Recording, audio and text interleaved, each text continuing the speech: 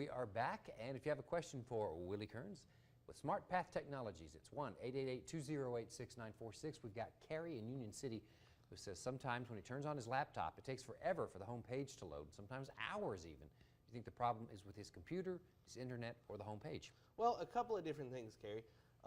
If you have another computer in the house, or maybe your phone that's also connected to your internet connection through Wi-Fi, and the page comes up quickly on that, then it's probably not an internet connection or a home page problem.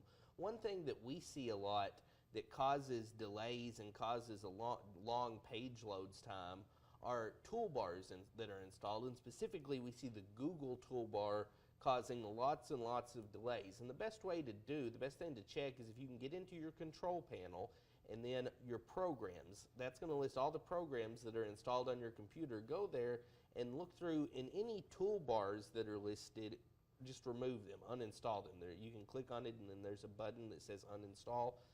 For whatever reason, we really do notice the Google toolbar causes really long page loads, as well as other toolbars, but the Google toolbar is one of the most common that we see. All right, if you have a question, it's 1-888-208-6946. A lot of people are about to start doing some cyber shopping.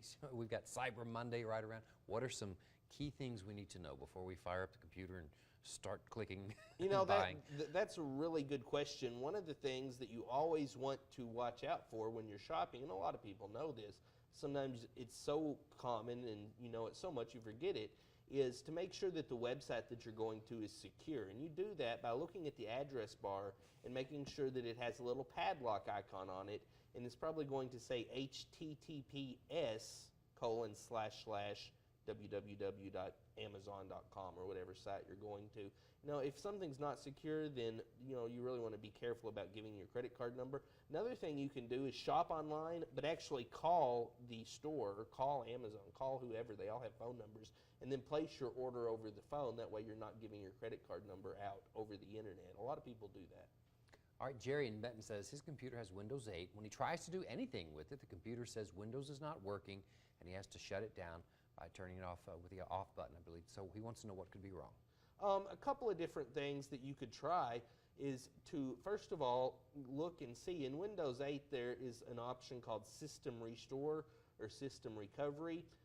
You can actually just, when you're at the home page of Windows 8 or the start page of Windows 8 that has all of the tiles on it, you can just begin typing System Recovery or System Restore, and it's going to come up. Click on that and see if possibly you could restore it to a date before the problem started happening, maybe a month or so back.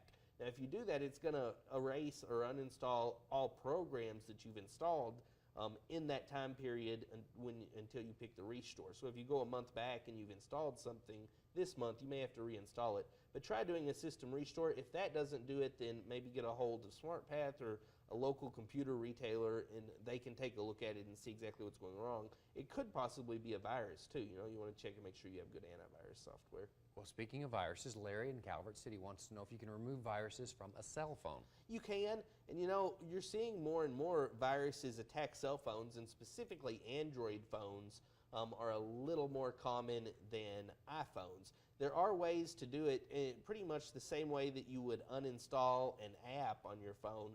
A lot of times you can uninstall whatever malicious software there may be. One thing that's kind of interesting to note, a report came out this week that said flashlight apps, over 50,000 flashlight apps have some kind of malware associated with them. So if you have a flashlight app, then that may be something that you want to consider uninstalling, getting rid of.